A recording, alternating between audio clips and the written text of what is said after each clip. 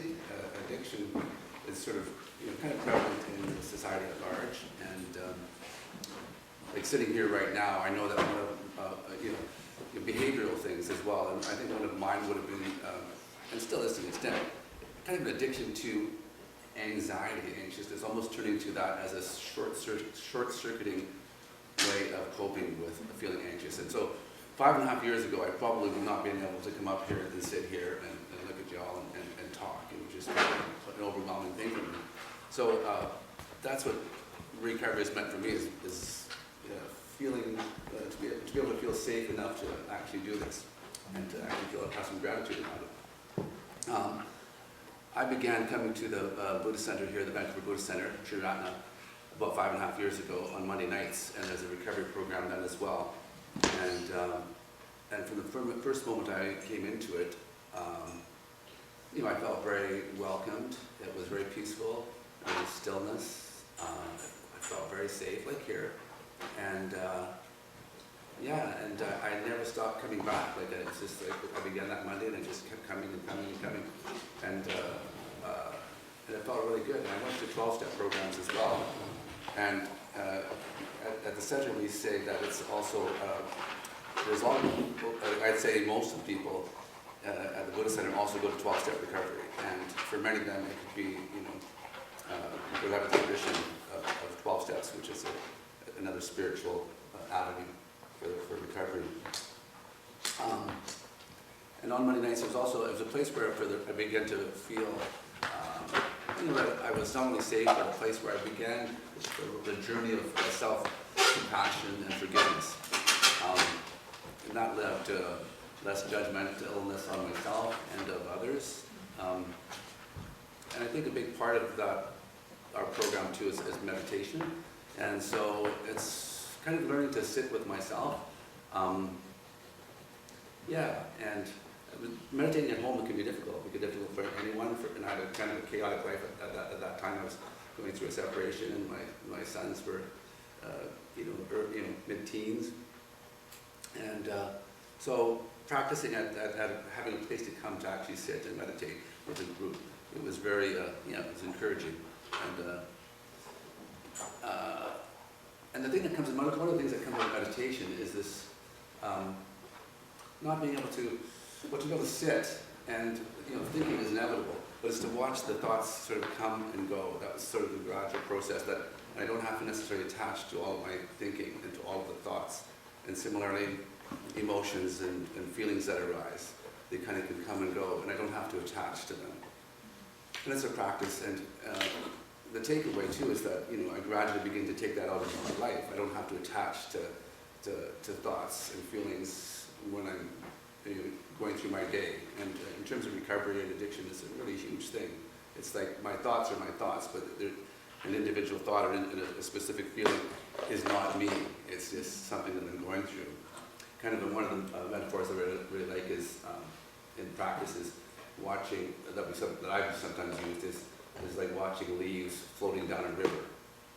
And the leaves can represent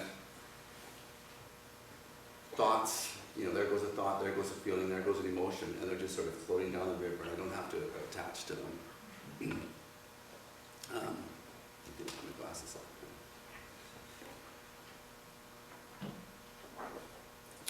And also, I think in the realms of addiction, in suffering from addiction, it becomes a very narrowing, isolating thing in which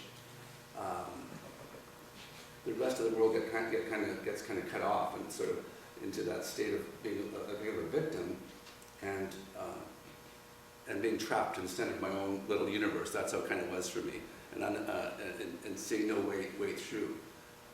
So bit by bit, so I can let go, begin to let go of that clinging to the suffering. And a huge thing too in Buddhist recovery, I think, is to acknowledge that in life that there's pain and that there's suffering, because it's a really important one. And I think in general in society, we try to, especially nowadays, is to escape from all pain, all suffering. And we're given that through media and social media, and how we're supposed to look, and there's always this excitement edge, to keep things moving. And I coming from addiction, it's just like not accepting any pain in a way, because I think all addiction comes out of trauma, and addiction itself is traumatizing. But yeah, it's sort of not being able to face life, as they say in the 12-step program, learning to face life on life's terms. And for me, that would look like, trying to avoid all discomfort and all pain, and either isolate. That was my thing, was to really isolate from that, isolate from the suffering, and to turn to distraction and to turn to addiction. And part of my recovery is realizing, yes, life has pain, and it's not all catastrophic. It's not all, the boat's not going to tip over from every pain or discomfort that life faces me. So that leads us to the 8-Step Recovery book that Phil Massara wrote. Do you have your copy with you? I have mine in my bag right there if you wanted to pass that to me, Lisa. Thanks. So Phil Massara, the teacher for the Monday Night, and the person who set up the Monday Night program, she co-authored this book, The 8-Step Recovery. And once again, it can be a supplemental book to those people that are in 12-step programs, and some people, the 12 steps actually doesn't really work for them. And so we rely exclusively on the 8-step book. And so I'll just go through the steps. And the first step is, as I've been kind of addressing, is that accepting that this human life will bring suffering. And yeah, and like again, for me, that was a huge thing, that it's okay, that it's really okay that there's going to be some pain, and I don't have to panic. And step 2 is how we create extra suffering in our lives. And I think recognizing avoidance is a big part of this step. Avoiding looking at the difficult parts of life. The avoidance in itself creates extra suffering by turning away from. And that can be from avoiding grief, the loss of someone, fear of facing that grief, avoidance facing an abuser, or someone who has been in an affair, a conflict, or for me it was avoiding conflict at any cost. I just was a conflict avoider. And that itself creates its own realm of suffering. And there's an expression they use in Buddhism, the second arrow. So the first arrow is the sufferings and pains of life that come along. And the second arrow is what we inflict upon ourselves. And that's the attachment to the suffering. The resentment that people can cling to for their entire lives. So, yeah. So that's what we work out of the second step, is seeing how we create extra suffering in our lives. The third step is embracing impermanence to show that our suffering can end. And this is based on the idea that all things change, and we're never in one place indefinitely. It may feel like it sometimes. We may cling to our fears. I've come to realize that for myself, embracing impermanence allows for a healthier flow of life. It's kind of like the emotional spectrum, where to experience all of the emotions. At one time, maybe I thought I should never experience sadness, or I should never experience certain emotions or anger. But it's to experience all emotions in a healthy way. And impermanence is just sort of, for me, it's just allowing that flow of life. Things will change. Step 4 is being willing to step onto the path of recovery and discover freedom. And the path of recovery for me is about opening my eyes, or opening our eyes to seeing things, to really seeing things. Like we all experience, I think, that sometimes where there's just this vividness, this clarity looking around. And I realize at that moment I'm kind of really out of my head and I'm present in the moment. And that is liberating, that's freedom. And I think in that too, once I'm outside of my own thinking and outside of my own, internal mechanisms, and I'm fully present, it's, I think that's where I can cultivate kindness and compassion, to see other people I think in that too is that moment of being fully present is where I experience the vibrancy and beauty of life. And when I was in my mid-50s, I think, I thought that, well, this is what it's like to be at this point in my life, at this age. I become very, very isolated, and I thought, people don't make friends at this age. This is the path where I just sort of move along, and it's just kind of me and my sons, and and maybe my sisters, and that was so. I realized it was so untrue. Like five and a half years later, I've met so many people. I've come to know so many people.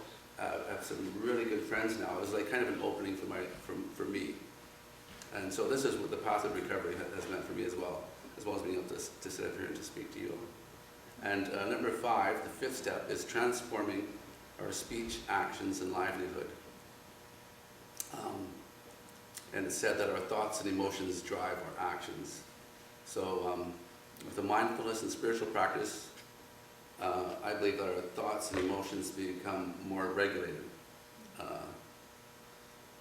Just because we're becoming more observant if we sit with some stillness and with mindfulness practice.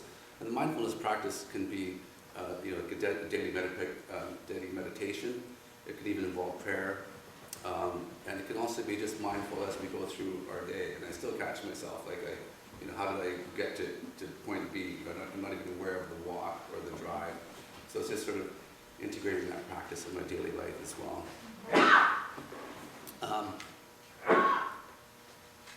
And our actions, to begin to come from a place of stillness, simplicity, and contentment. I think out of that, our actions begin to change. It's one of the benefits, I think, of the practice of any solid spiritual practice, really. Our actions change. And when it says, we speak about transforming our speech, actions, and livelihood, I think for livelihood, more importantly, it's our relationship with what we bring to it. Our livelihood changes. So, rather than bringing resentments to a job or bitterness, or it begins to open up. And maybe that means we change our jobs. Maybe we find something else to do, or maybe we find something that's more ethical to do. It could be different things. And number 6, the 6th step is placing positive values at the center of our lives. And I'll just read go through 5 precepts. And these are things that can be chanted. Sometimes they're done in English, sometimes they're done in Pali. But these 5 precepts, for me, there can be different positive values at the center of our lives. And we can bring in different, whatever our spiritual traditions are. But these 5 precepts, I'll just read them to you. They come from Buddhism, and they're probably used around the world. And they're in a negative and a positive form. So each of the 5. So I'll go through them. The first precept is, I undertake to abstain from harming life. With deeds of loving kindness, I purify my body. I undertake to abstain from taking the not given. With open-handed generosity, I purify my body. I undertake to abstain from sexual misconduct. With stillness, simplicity, and contentment, I purify my body. I undertake to abstain from false speech. With truthful communication, I purify my speech. And the final precept, I undertake to abstain from taking intoxicants. With mindfulness clear and radiant, I purify my mind. The 7th step is making every effort to stay on the path of recovery. And so this is whether we've had a slip or a relapse in our addiction, or whether we've had 20 years or more of clean sobriety. We continue to make every effort to stay on the path of recovery. I think coming out of addiction and after experiencing some solid recovery, we become more aware of our feelings, our emotional states, our mental processes. And I think it's because in life in general, but particularly coming out in recovery, it's really important to be mindful of emotional and mental states, because those are the precursors to any kind of slipping. So that's why it's so refreshing and to encounter folks that have been in recovery for 20, 30 years. If you go to a 12-step meeting with somebody you have, and you hear people share who've been in the program for 20 years plus or 30 years, there's just often so much wisdom because they're no longer working on their addiction per se, specifically, whatever that behavior or substance was. They're working on their emotional recovery. And every day that's what they bring to the meetings, is this like what's going on today. Just like the sharing here today was really nice too, because it's very current, you know. Yeah. And the final step is helping others by sharing the benefits we have gained. And I think this, in this instance, whatever our spiritual traditions and practices may be, helping others is, you know, I think the universal thing. Helping others is to really help the world, and yeah, I think deep compassion and love, you know, transcends relationships, families, spouses, partnerships. It's part of those things, but it goes beyond. It's not limited to our own immediate world, I think. So, yeah, so I think with that, I don't know if that was too short, too long, but yeah, so this is the book, and it's a great read. A nice alternative to 12 steps, or something that supports a 12-step tradition.